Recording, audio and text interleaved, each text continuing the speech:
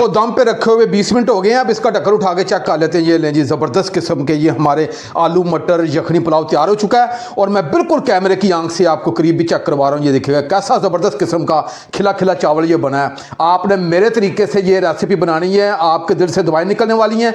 एक एक चावल देखे, मैं आपको बिल्कुल स्पैचुला की मदद से करीब से भी चेक करवाता हूँ। ये देखिएगा, ये बहुत ही ज़बरदस्त रेसिपी है। आप ये बनाइएगा, इंशाल्लाह आपके दिल से दवाएं निकलेंगी और मुझे यकीन है कि आज से पहले आपने आलू मटर यखनी पुलाव कभी नहीं बनाया होगा और इस वक्त बहुत ही प्यारी सी खुशबू मेरे पूरे किचन में महक चुकी है।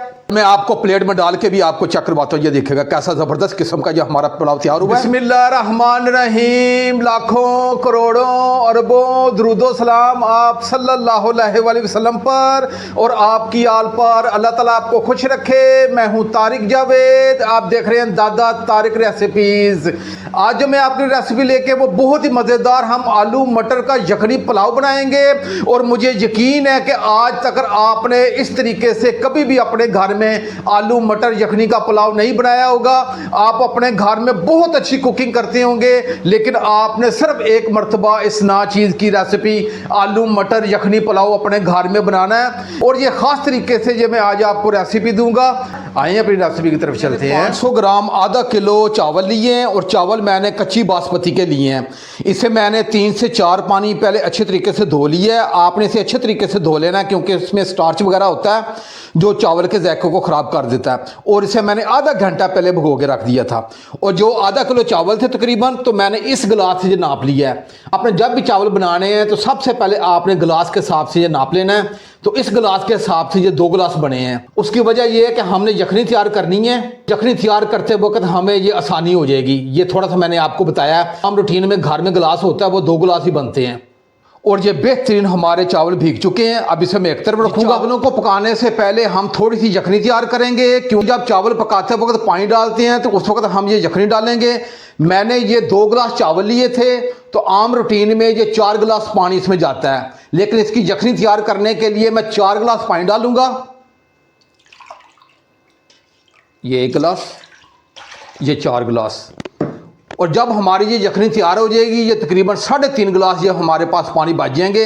अब इसमें क्या चीज़ कितनी डलनी है वो आपने नोट कर लेनी है और आपने मेरे तरीके से ये यखनी पुलाव बनाना है। इंशाल्लाह घर के तमाम अफराद बहुत ही शौक से खाएंगे। डालने के बाद इसमें थोड़े से खड़े मसाले डालने हैं। अक्सर लोग शिकायत करते हैं कि जब पुलाव खाते हैं मुँह में वो साबुत मसाले आ जाते हैं जो अच्छे नहीं लगते। मैं आज आपको बहुत ही आसान तरीके से और बहुत ही अलग तरीके से ये रेसिपी दे रहा हूँ। हम यखनी तैयार करेंगे और इनका सारा अर्क और जूस इस यखनी में आ जाएगा। ये हम आलू और मटर का पुलाव खाएंगे तो ये चीज़ें हमारे मुंह में नहीं आएंगी।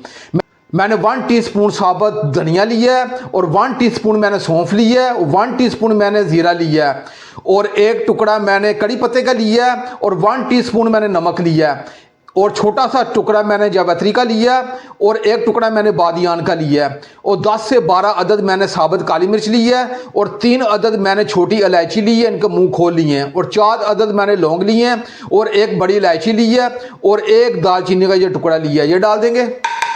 मैंने 1 गठी पुदीने की ली है, आधी मैंने एक तरफ रख दी है, वो मुझे आखिर में चाहिए। ये आधी गठी है, इसे मैंने पत्तियाँ तोड़ ली हैं और अच्छे तरीके से धो लिया। ये डाल दूंगा। मैंने 5 से 6 अदद जवे लहसुन के लिए, इन्हें मैंने छीला नहीं है, ऐसे ही मैं छिलके समेत ये डालूंगा और 1 अदद मीडियम साइज का ये प्याज है, इसे मैंने रफली काट लिया। ये डाल दूंगा। इसे तमाम चीज़ों को अच्छी तरीके से मिक्स कर दूंगा।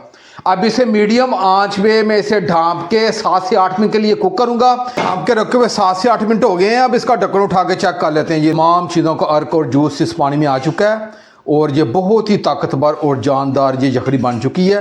और आपने मेरे तरीके से ये आपने आलू मटर का ये यखनी पुलाव बनाना है और मुझे यकीन है कि आज से पहले आपने कभी भी इस तरीके से पुलाव नहीं बनाया होगा। अब मैं चूल्हे की फ्लेम को मैं ऑफ़ कर दूंगा और उससे स्ट्रेनर की मदद से छान के इन तमाम चीज़ों को अलग कर लूँगा। अब इनका कोई फ़ायदा नहीं है और इसकी जो यखनी है वो मैं अलग एक बर्तन में निकाल लूँगा। स्ट्रेनर की मदद से तमाम खड़े मसालों को अलग कर लिया है और ये हमारी बेहतरीन ये यखनी बन के तैयार है। इसे मैं आप एक तरफ रखूँगा। और जो खड़े मसाले मैंने अलग किए हैं उस जीरा और थोड़ा सा सौंफ है, ये मैं साथ डालूंगा। लेकिन अगर आप ना डालना चाहें तो इसे आप अलग कर लें, लेकिन ये मैं थोड़ा सा डालूंगा क्योंकि मैं जब भी अपने घर में इस तरह बनाता हूँ ये थोड़ी सी चीज़ें निकाल लेता हूँ। फ्लेम को मैंने ऑन कर लिया है और आंच को मीडियम रखा है और इसमें हाफ कप मैंने ऑयल डाल दिया है और मैंने एक अदद प्याज लिया था, वो सबसे पहले इसमें मैंने फ्राई कर लिया था। इसे मैंने हल्का सा ये ब्राउन करना था। ये इसलिए मैंने अमल पहले किया ताकि टाइम की बचत हो सके और मैंने इसे ब्राउन करके अलग प्लेट में निकाल लिया है। ये ब्राउन प्याज हमें आगे चाहिए, इसे मैं आप एक तरफ रखूंगा। इसी ऑयल में ये अदरक लहसुन का पेस्ट है, ये डाल दूंगा, ये 2 टेबल स्पून है और इसे 1 से 2 मिनट अच्छे तरीके से फ्राई करूंगा ताकि अदरक लहसुन का जो कच्चापन है वो ख़त्म हो जाए।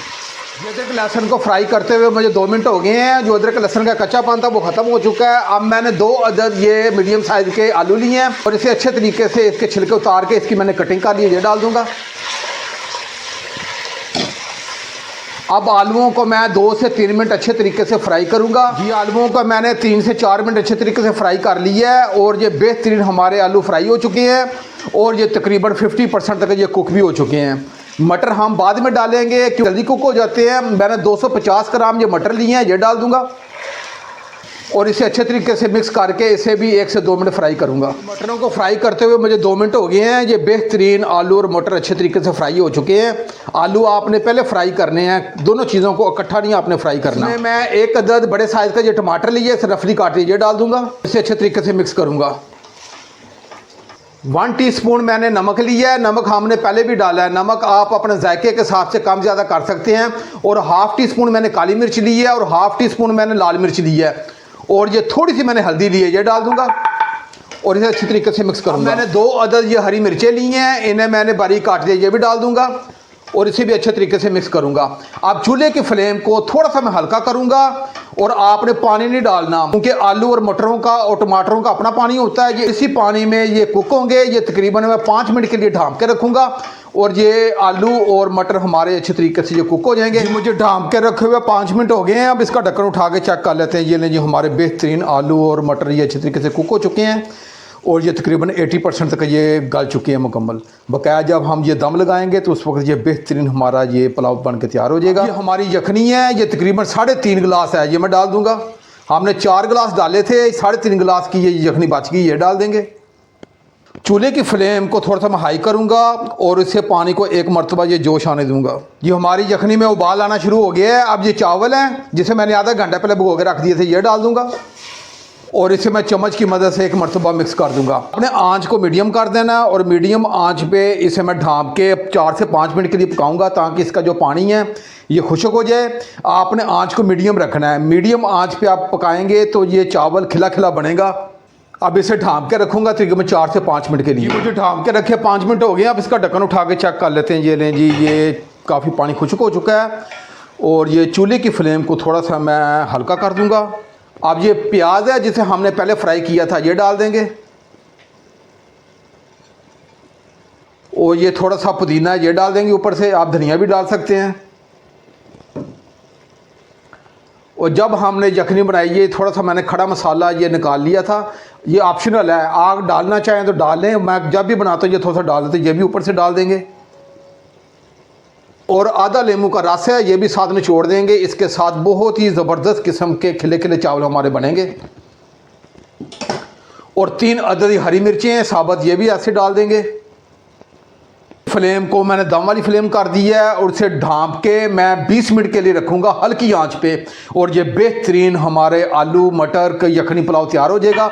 अब इंशाल्लाह 20 मिनट के बाद मिलते हैं। चावलों को दम पे रखे हुए 20 मिनट हो गए हैं। अब इसका ढक्कन उठा के चेक कर लेते हैं। ये लें जी, ज़बरदस्त किस्म के ये हमारे आलू मटर यखनी पुलाव तैयार हो चुका है और मैं बिल्कुल कैमरे की आंख से आपको करीब भी चेक करवा रहा हूँ। ये देखिएगा कैसा ज़बरदस्त किस्म का खिला खिला चावल ये बना है। आपने मेरे तरीके से ये रेसिपी बनानी है, आपके दिल से दुआएं निकलने वाली हैं।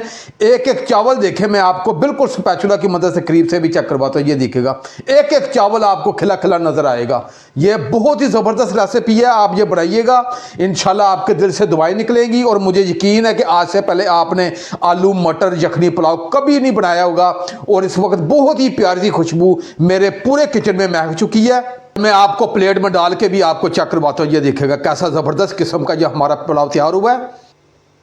चावल देखें, एक एक चावल आपको अलग नज़र आएगा। ये देखिएगा और मुझे यकीन है कि आज से पहले आपने इस तरीके से कभी भी तरीके से आलू मटर का यखनी पुलाव नहीं बनाया होगा।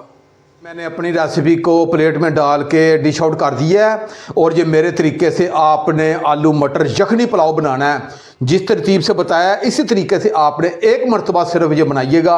इंशाल्लाह आप कहेंगे कि वाकई दादा तारक भाई ने यखनी पुलाव की कोई रेसिपी दी है। अगर ये मेरी रेसिपी आपको अच्छी लगे तो मेरे चैनल को ज़रूर सब्सक्राइब कर दिया करें और साथ जो घंटी का बटन है वो आप उसे लाजमी प्रेस किया करें ताकि मेरी हर नई आने वाली वीडियो आप तक पहुँचती रहे। अब अपने भाई तारिक को इजाज़त दें। इंशाल्लाह मैं एक नई रेसिपी के साथ हाज़िर होऊंगा। अपना बहुत ख्याल रखिएगा। अल्लाह हाफिज़।